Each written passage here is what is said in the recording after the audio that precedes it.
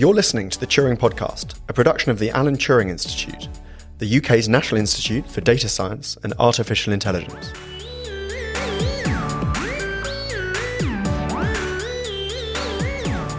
Hello everyone, welcome to another episode of the Turing Podcast. I'm Ed Calstry and today I'm joined by our co-host Joe Dungate. Joe, how are you? I'm very well, thanks Ed. How are you? Not too bad. Of course, we are still in, well, would you still call this lockdown? Where are we now? We are the 22nd of June, we're recording this one. How would you describe the current situation? I would say it's very unclear. I think technically we are supposed to be in lockdown, but it feels like we're not anymore. And we haven't been in for a week or so. For listeners in the far future, it's 2020 and we are still during the COVID-19 pandemic. Today we've got another COVID-related episode. Specifically, we're talking to Chris Hicks and David Butler, who are postdoctoral researchers at the Alan Turing Institute, whose research focuses on cryptography, security, and other related fields. And we'll be talking to them about their work on what they call Secure ABC, a decentralized platform for issuing and verifying COVID-19 antibody certificates. But before we go to the interview with them, I think we should sort of clarify a bit of the context. So antibodies, Joe, you're not a scientist. What are antibodies? What's your understanding?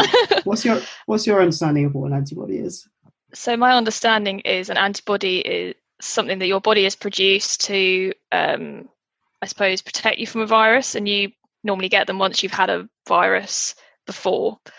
So I suppose in this context, the big question is, if you get COVID-19, does your body produce antibodies that then mean you can't get it again? Are you then immune? And that's, I suppose, the basis of this technology, really, isn't it? That's right. Yeah, I have a biology degree and I wouldn't have put it any better than you have. So there you go. Oh God, pressure off. Yeah, so the immune system's a complicated thing, and the science as we understand it at the moment is that people, as far as I've read, are producing antibodies when they've had COVID-19, or at least some of them are, but we don't know 100% whether that confers immunity to the disease, whether that makes them, whether that means that they won't be infected in the future. Although I don't think there's any evidence either that people have been reinfected. So there's a certain level of uncertainty here, but the technology we're talking about today, immunity certificates or antibody passports, there are a couple of different ways of phrasing it. The idea, generally speaking, is to have a document that shows whether you have those antibodies or not. But we'll get into some of the details with Chris and David. Thanks for listening, everyone.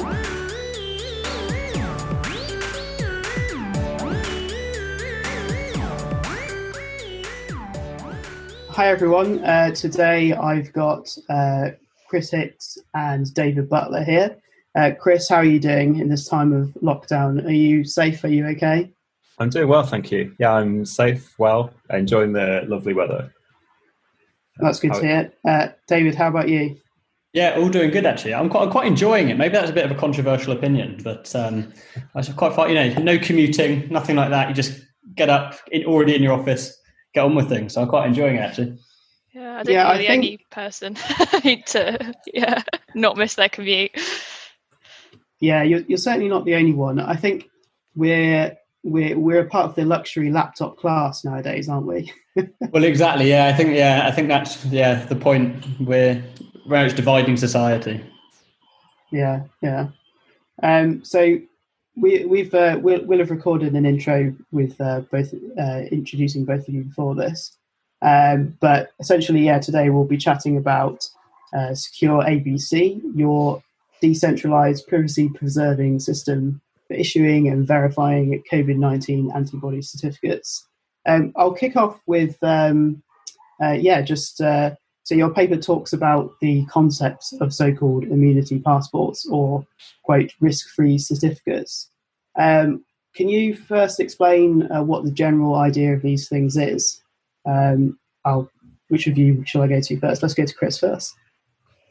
Yeah, okay. So I think that the idea is in the name, at least in our system. So it's simply some sort of certification or proof of, in the case of an antibody certificate, an antibody test result. But more generally, what we're talking about and what we're interested in is the correlates of protection for COVID-19. That could be antibodies or antigens or T cells. But essentially, the idea is that there would be some test performed by a doctor, and that upon the result of that test, you would be issued some sort of certification that you could use to demonstrate that you have that particular outcome. So at the moment, do any such certificates exist in the world? So there's a lot of interest in immunity certificates for COVID-19. There's a lot of governments around the world at least talking about it on a policy level. Estonia are trialling this. So they have a non-governmental organisation called Back to Work, working with a few startups.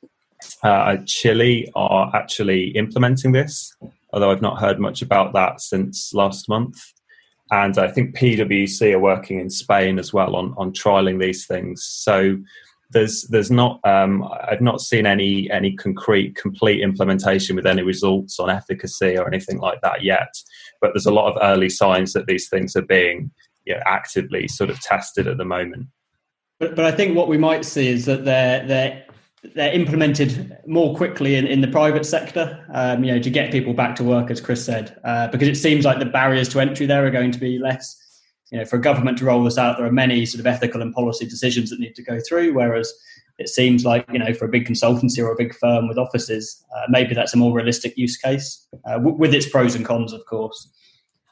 There are also, of course, traditional vaccination certificates. So I was looking earlier today, in order to immigrate to the US, there's a big list of vaccinations that one has to have, essentially, proving your immunity to a range of diseases. So it's not such a novel idea in the wider sense of the concept. Yeah, so I guess that's what I was trying to get at with the general concept. It's not something totally new. The idea that you can have a document proving that you are immune to a certain disease, and that would give you access in some ways to getting back to work in the case of COVID-19, or, as you said, immigrating in the case of prior diseases.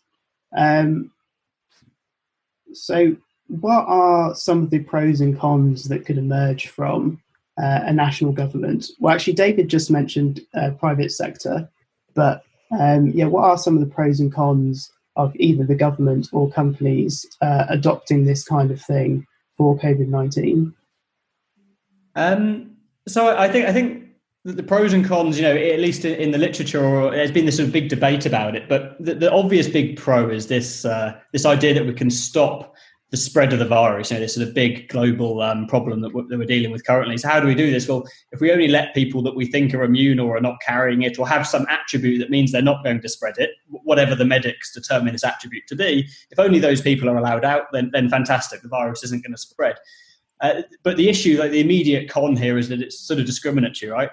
That those with this immunity, we've got this new phrase, immunoprivilege. Those with immunity are allowed to access the post-lockdown world. They're sort of essentially allowed more freedom, and those without immunity or whatever this exact attribute is that the medics will come up with have to sit at home and can't do anything. So immediately you sort of got the pros and cons there. I think just to give a bit of context, in our work, we're trying to not only come up, and we'll talk about the system later, I guess, but not only come up with a way to sort of do these certificates, but also maybe some case studies behind how we're actually, they could be implemented. So, for example, one of the big cons is that it restricts access that people have. And this is discriminatory. This is maybe not a good idea, but it would allow the shop or the tube station to monitor how much risk has come in. You can look at the ratio of immune people to non-immune people, perhaps, or a situation that might be deemed appropriate is delivery drivers. if delivery drivers are delivering to vulnerable people, the shop knows if they're delivering to a vulnerable person, and we only let a delivery driver who has got an immunity certificate actually deliver to that person. So it's kind of using these things to really target specific areas in order for us to help control the spread of the disease, while mitigating this risk, while mitigating this discrimination, which I think everybody appreciates is a big factor here. I guess maybe one other con quickly before maybe Chris has some things to add. The science is changing a lot. We already touched upon there are certificates for diseases already. You have a yellow fever certificate, for example. But the fact is here that we know that if you're vaccinated against yellow fever, it's nearly 100% guaranteed that you're safe. Here, the science is constantly changing. So I think that's why probably one of the biggest cons here, why they're so controversial. Do you think as well, if something was introduced like this, you'd have people that would deliberately try and get COVID-19 in order to, acquire one of these kind of passports? Well, exactly. As a potential. Yeah. So it's this kind of, we're not immunologists or medics, but it's this idea that if I get a disease, am I then immune to it? I think this is the general principle people seem to understand, and I don't know if this is true or not really. But yeah, it seems that if I'm going to go back to work, I have to become immune, and if one way to become immune is to go out and get this disease, and I have to go and work, it may seem logical for me to go and try and get this disease, which obviously, it doesn't appear to be a great solution to things. Yeah, that's definitely a bad incentive right there.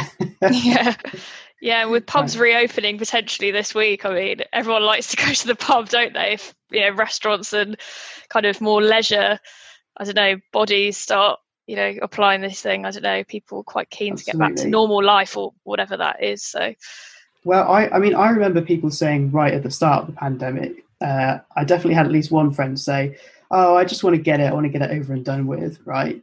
I think now that lots of people have died, sadly, I think people are less inclined to think that. But yeah, if there's this benefit of, now I can go to the pub with my immunity certificate. But no, I think some of the more concrete examples that David was mentioning, like the delivery drivers, that sounds like one of the more interesting use cases. Then perhaps you could, I think there are some other use cases you highlighted in your paper. Was bus drivers one of them as well, or people going on the bus? Yeah, so I think in general what we're talking about here is any kind of situation where it might be interesting to monitor what percentage of people have entered a service, whether that be a bus or a train or a shop, just to see what the ratio is. So have lots of immune people gone in, then we don't need to worry too much. Or actually, did we have a spike over the last hour of non-immune people? Then should we clean the shop or take some other action? So how can we use this information to help inform the service providers about what they should do? Go on, Chris. No, there's kind of this contention in this work where the more useful these certificates are in terms of discriminating in what you can and can't do, and in some senses their usefulness in perhaps preventing the spread of the disease, it also makes them more valuable, as you say, in terms of modifying people's behaviour to want to get it, because of course, delivering food to vulnerable people sounds like a very noble thing, but it's also a job for somebody, a source of income, and if people get desperate in a climate of unemployment, you could still imagine negative behavioural consequences from that. But we certainly tried to illustrate that there could be some good use cases where the use of immunity certificates could be necessary and proportionate. Perhaps not necessarily restricting access, but as David said, just being used to actually measure the sort of aggregate risk that could be associated with certain areas or public transport routes.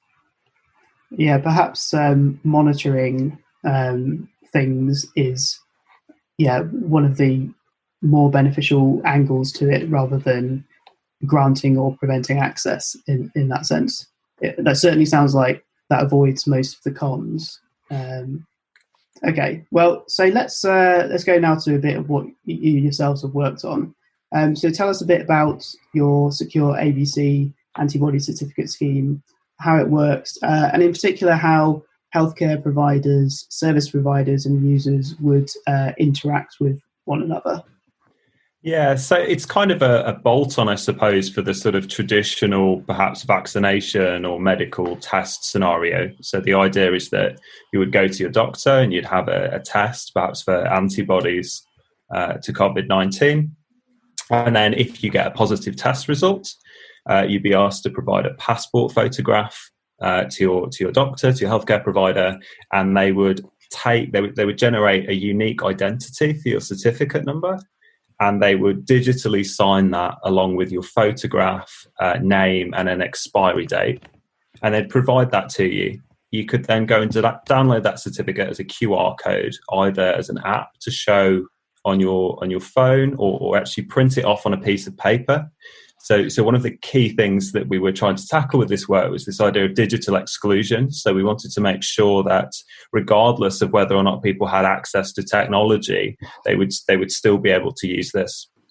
So then either using your paper-based or app-based QR code certificate, you would go to a service provider. So this could be you're trying to get on the tube, or you're a delivery driver and you want to demonstrate that you have immunity in order so you get allocated to vulnerable customers. The verifier would scan your QR code, and then they would verify the signature. So that's a cryptographic signature from your healthcare provider. They would see the photograph that was included in that. They'd verify, of course, your likeness. And then they'd also check that the certificate hasn't been revoked.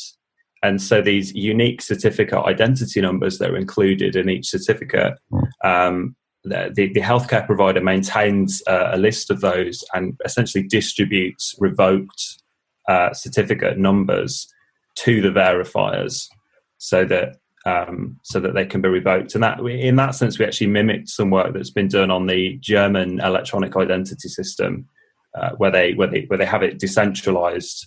And it can be quite challenging to get revocation when you don't have a central authority with which to check whether or not a credential is currently valid or not. One of my questions was going to be about the decentralized design and the advantages and disadvantages of that. I think just before we get to that, you mentioned the QR codes there. So just for people who aren't fully aware, I think I've used QR codes for things like gig tickets before. So what exactly are QR codes, and how would they be used in this context, and what's their general usage? I suppose fundamentally they're a technology for encoding digital information visually in a barcode type structure. We don't actually we use QR codes as an interesting kind of study to show that it's possible, but really any sort of visual technology for encoding information will be fine. I think most people recognize them. We pick them because they're relatively ubiquitous still. And they have been used in other contexts during this pandemic. So China used a system of QR codes to try to monitor which areas were being accessed by people. Right. So I'm just thinking. Go on, David. Sorry, just to point out, it's sort of important here because then we can have paper-based and digital systems. So we don't need kind of two digital systems to talk to each other. It's assumed perhaps that the service provider has some scanner. They're able to scan a QR code, but it doesn't matter if that QR code is on my mobile or on a piece of paper or on a little, like driving license type certificate thing. So I think that's also one sort of benefit of these QR codes, that they're sort of agnostic in terms of that digital respect or paper respect. Right. Yeah. There would be very much if this became the norm, if antibody certificates became adopted, then it wouldn't be too much of a burden on the person who was trying to show that they had the certificate to sort of carry it on them. It would either be a file on their phone or it would be a printed piece of paper with that code. Yeah, exactly. So back to my other question, which was decentralization. How does this factor into secure ABC? At a really high level, and in a nutshell, what we were trying to accomplish is to mimic the privacy of traditional paper-based identity documents like a driver's license, where when I show my driver's license in a supermarket, the issuer doesn't learn that I've used my identity. And we replicate this same setup where the healthcare provider does not learn each time that you demonstrate your antibody test result. However, I think Chris touched upon it earlier. This idea of revocation is actually, it gets very hard to do unless you have some type of central authority. So I guess implicitly we're assuming there's a list of service providers that are allowed to check certificates, for example. And then we can learn which ones are revoked. So let's say 1 week you're allowed to go to pubs, and then 1 week you're not allowed to go to pubs. Suddenly, so pubs shouldn't be able to check your certificates. That should be a property of the system as well. I'm not sure if you already touched on this, but would there be a kind of renewal process for the certificate? Or kind of, something like that, I suppose. So I guess this has to depend on the science. So we currently don't know this really. We imagine these certificates will have fairly short shelf lives. Exactly to put a figure on it, I don't think I'd really want to. But Chris, do you want to have a guess? I don't know. Well, so Chile have opted for 3 months. Okay, so quite short. In what they're calling risk-free certificates. There was a study that came out with a very small cohort size out of China. Where slightly lost the thread there. There was a cohort out of China where it was about 2 months. It was certain that they could see antibodies in this case in patients, and that there was an implied immunity for at least that duration. And then with SARS, we saw, I think 2 to 3 years was kind of the expected immunity period. The important thing is that because we have quite efficient revocation, we can fundamentally, if the science changes, or indeed even if we just have a bad batch of tests, we can revoke all of those certificates and deny them from being useful. Okay. So it's just to clarify then, so the revocation aspect is, so in case the science changes and those certificates which have been issued are now, we think, probably invalid for one reason or another. So you're saying that having a central authority does make that easier rather than the decentralized system? So it's easy to, if you had a centralized list of valid certificate identities. So in a centralized system, we could imagine that we just have one body that is responsible for determining whether or not people have a valid antibody test. And when I go to a service provider, I go to my boss and I want to show them my antibody test result. They just query a server. They send a string with my certificate identity number on it, and they get back a yes/no response. And that's similar to, so India has an identity framework that works in just this way. So you demonstrate who you are, and it's checked centrally, and the response is given back to the verifier. It's easy to do revocation because I can just delete people from that central list. It's in one place, and the latency is extremely short. I don't have to wait any duration before removing somebody from that list. But in a decentralized system where the kind of when and where you use your certificate is down to the user, it's much harder to do that with a short latency and in a privacy preserving way. I think that's the key, that this central sort of idea is still happening in a privacy preserving way, because it's a very simple thing that we're doing here, really. The other way of doing this that we've seen in the literature is to use a blockchain, probably.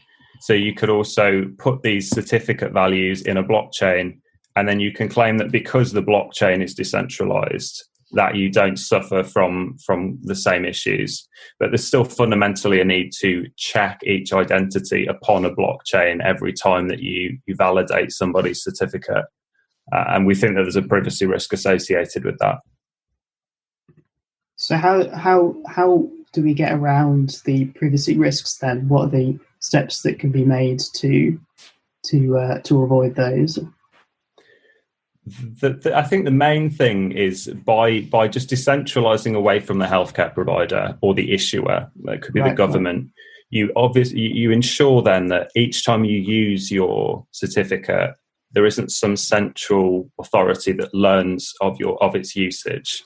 I think that's probably the worst case scenario. It's because if perhaps these became used for entering shops in order that they could determine how many people could safely be inside the shop, let's say, I wouldn't like the government to know every time that I went to a shop and which shop it was and when I went there.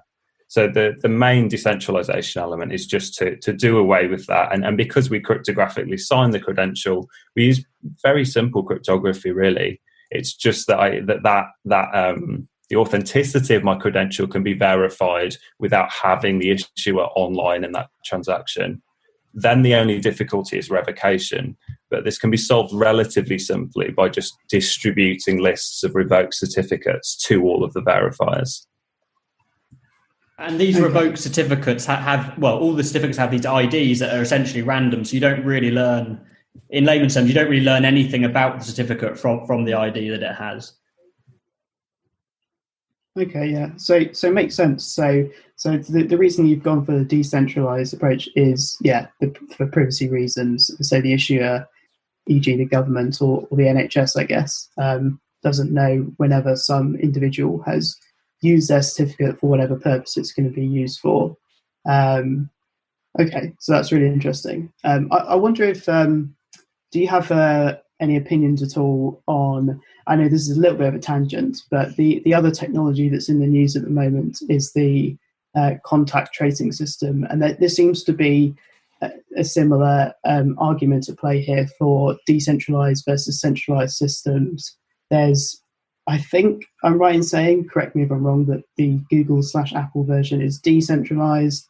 The version that was the NHS version that's now been rejected was centralized, and perhaps some other countries have done a similar thing. Do either of you have an opinion on that, or want to just say anything about it?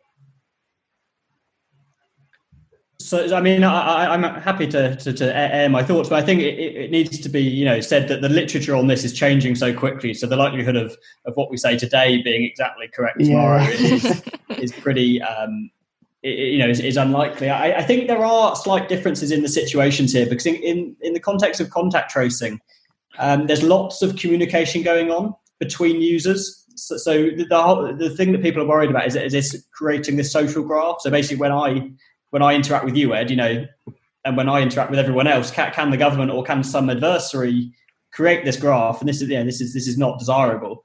And we've immediately taken that out of our system by having this decentralized thing. And because the idea, unless a service provider is noting down, Ed was wearing a red T-shirt today, and kind of physically linking you in some way, it's very hard for them to link you to a particular transaction.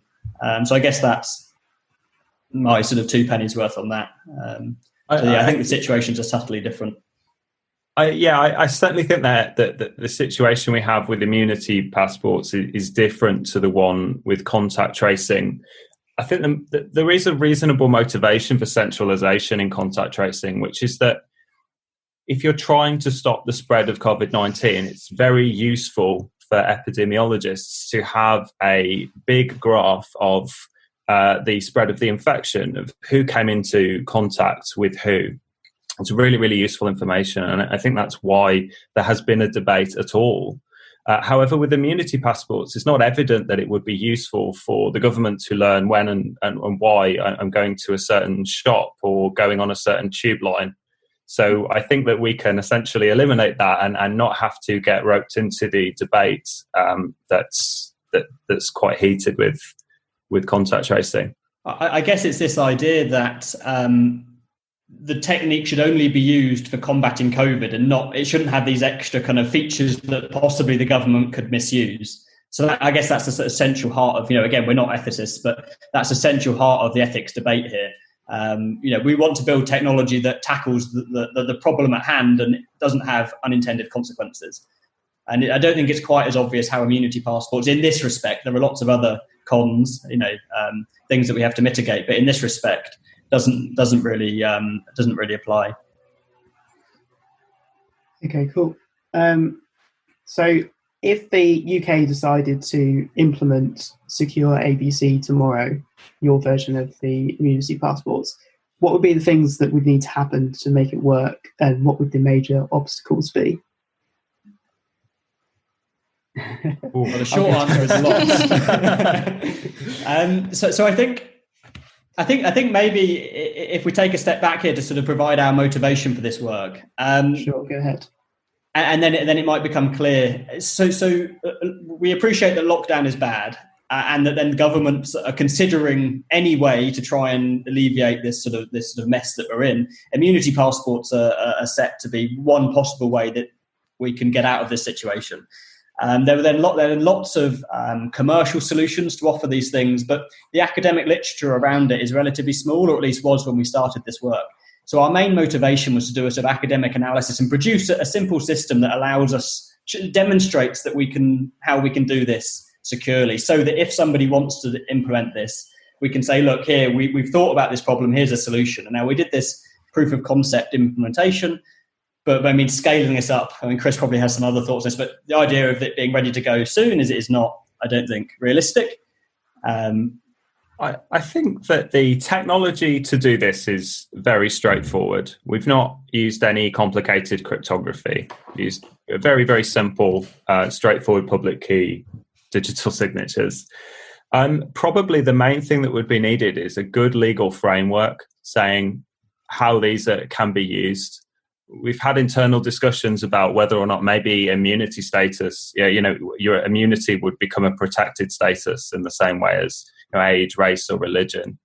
The technology alone is very susceptible to bad policy, and that's why we were motivated to provide some use cases where you could actually demonstrate any sort of proportional or necessary use for these things. So that would be my number one. I don't think there's a technical obstacle to deploying secure ABC on a national scale. But I think that there's a lot of ethical and legal work that would need to be done beforehand to make sure that that it was not misused. Okay, cool. Yeah, so I guess what you're saying, although I don't think you meant to say it in this way, is that your side of it, the technical side, is not straightforward, because I don't want to dismiss your work as simplistic in any way, but it works, and you've written a paper describing how it works. But what really needs to be considered now is the practical implications of how such a system might work in practice, with the law, with policies, and so on. Absolutely. Exactly. Yeah. It's sort of how such a system would integrate into society. That's with respect to policy, with respect to law, because this is a multifaceted problem that doesn't just revolve around having kind of, I don't know, inverted commas, basic security properties. Are there any other things you want to tell us about the paper you've written, and about secure ABC in particular, before we conclude and I ask you a fun bonus question?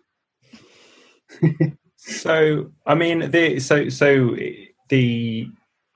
paper that it's still a working paper, and we've submitted it recently for publication, but we've been looking at the idea of whether or not we can technically enforce non-discrimination with regards to immunity certificates by using essentially differential privacy to look at whether or not useful statistical aggregates can still be computed without actually revealing any individual's immunity status.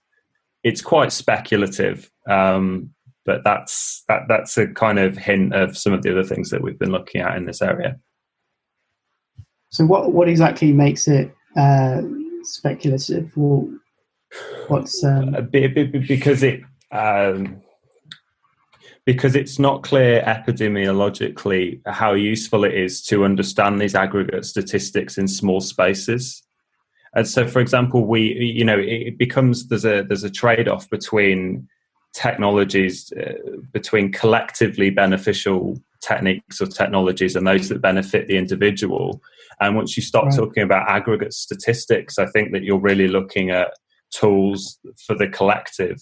Like we might also establish these these aggregate statistics just by testing people very widely, so that we know what the ratios are in certain areas.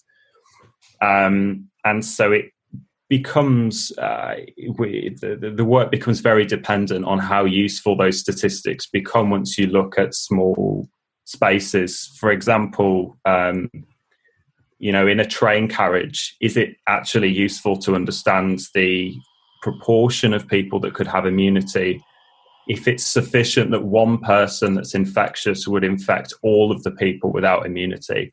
It might not actually be that useful. It might be that these are only useful in the discriminatory sense. But that's something we're looking at anyway. Cool.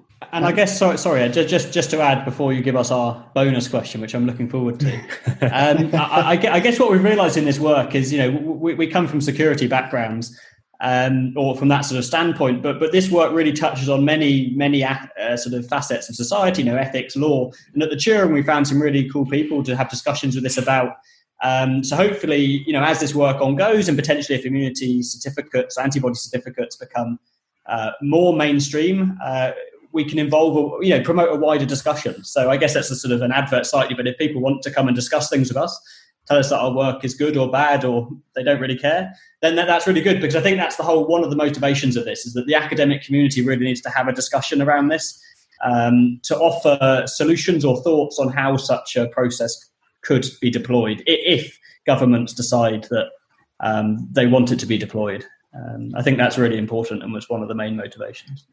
And an interesting tangent to this work as well, I saw earlier about how the UK lost its measles-free status, I think, in 2018. We were officially measles-free, I think, for about a year, based on some data from 2014 to 16. And that, a few years ago, sparked questions about whether or not vaccinations should be mandatory in schools for children. And at that point, Matt Hancock, the health secretary, kind of just didn't rule it out, as opposed to expressing any support for the idea. But I think, as a society, we're just going to have to grapple with what we think the right thing to do is with regards to immunities and the rights that could be associated with them.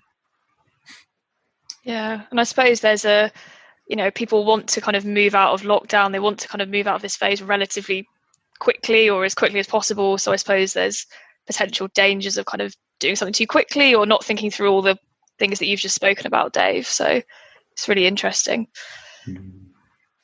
Yeah, I think, actually, that's an interesting question that Joe's raised there, which is,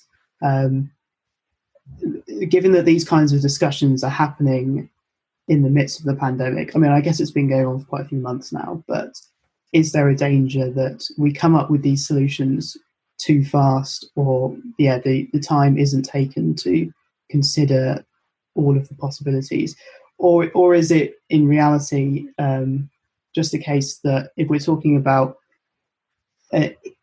each disease is going to be different in the ways that you can possibly be immune to it and so on, and that any deployment of something like immunity certificates or related technologies are going to be quite specific anyway. And so the only time we could come up with a solution is now, if that makes sense. I think it's Go on. Well, no, I would just say that as much as it's a risk, it's also an opportunity. So it's a great opportunity for us to do great things in a short space of time, provided that we get it right. It sort of focuses the mind somewhat, doesn't it? When there's this clear motivation to try to get out of this sort of mess that we're in. Yeah, and you guys have done a really good job of highlighting the great interdisciplinary nature of the place we work, the Alan Turing Institute. So. So just thumbs up to the Institute there. All right, guys, thanks very much for coming on the podcast. Before I let you go, I'm going to ask you a completely unrelated question. What we're doing in some of our most recent episode is, providing a fun bonus question for people to grapple with. So the question is, so you guys are used to, or you're security people, but you're used to, as we've discussed today, talking about the ethical implications of security and privacy-related technologies. But allow me to ask you something completely different. If the technology from Jurassic Park turned out to be real, should we do it? Should we clone a T-Rex? So I have to state here, I've never watched Jurassic Park, but so we're talking about we're talking about like making dinosaurs. Is that right? Yeah, cloning dinosaurs. It's an enthusiastic yes from me. Even with only a vague recollection of the film, I think it would be really cool to have a dinosaur and to study it in its living form. I think if we could control the amount of cloning, it would be quite good fun, but it could cause some serious problems. Maybe the coronavirus wouldn't be the major problem after that. Yeah, the distraction that everyone needs right now is dinosaurs. Yes, there are definitely some downsides to it, but okay, you're both being quite enthusiastic about it. That's good. It's definitely a smaller problem. It would present fewer problems than coronavirus. I think that's fair to say.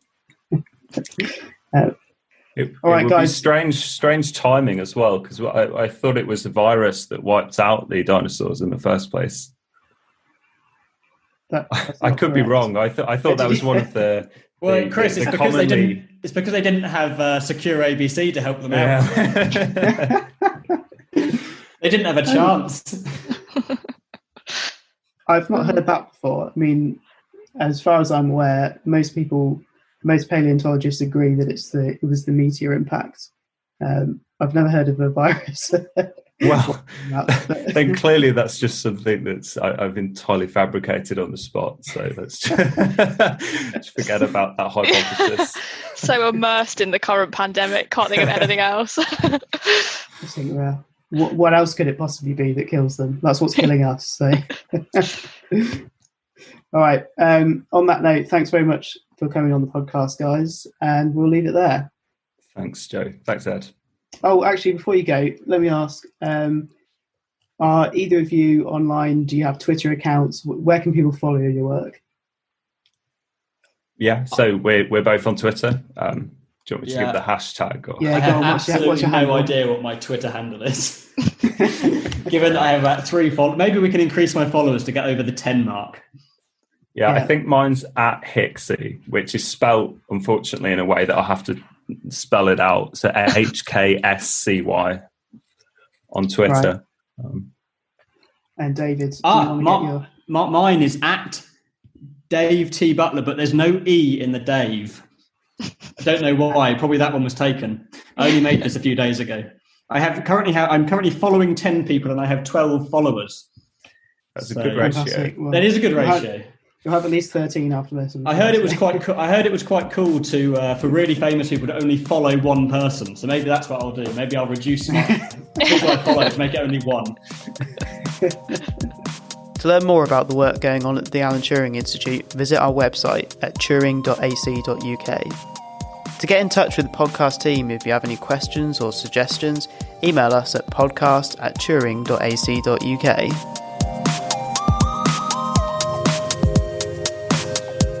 Music for this episode was provided by Jamin Sun. You can listen to his latest releases at jaminsun.bandcamp.com. The Turing Podcast is hosted by Ed Cowstry, Tarek Allam, Ben Walden, Effie Dennis, and produced by Dan Whitfield for the Alan Turing Institute.